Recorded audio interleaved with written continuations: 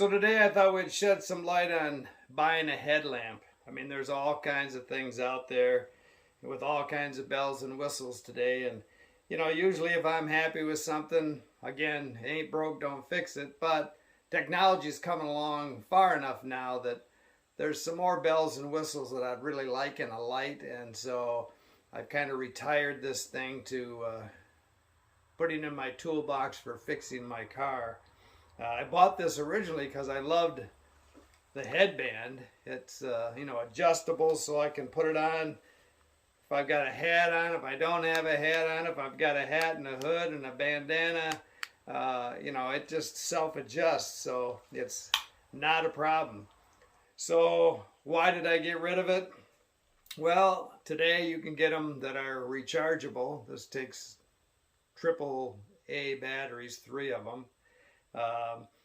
But the biggest problem was I needed a lock switch. So even though this doesn't take up much space in my pack, I had to put it into a little plastic screw top makeup jar that my wife had, just so the switch wouldn't be on in my pack and kill the battery, which happened more than once.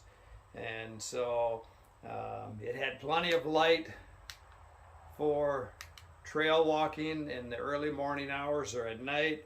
It had this phosphorescent little green reflector in there, so after it's been on in my tent at night, that thing glows for hours. And if I was looking for it at night, I knew exactly where it was. It's over there glowing. It does, I think now Petzl is making the same light with the red light option, which is another reason. I get up and usually I hike and I camp, find a little hidey hole and camp alone. But on a long trail, a lot of times you end up camping with a whole tribe. And, a lot of them like to sleep in. And, I try and get up be as quiet as I can and pack up and move out. And sometimes the light can be irritating just in itself. And so I never had that red light option, which would be golden in that kind of a situation. So I definitely wanted that also. So what did I buy? A Nitecore NU25. So it had everything I needed. Push these 2 top buttons. It locks that switch. I don't have to worry about it. Just throw it in my pack. It's not going to come on until I hit those 2 switches together again. If I hit them both, I've got a light that'll light up the whole damn forest if I wanted to. I've got the red light option, got a brighter red light option.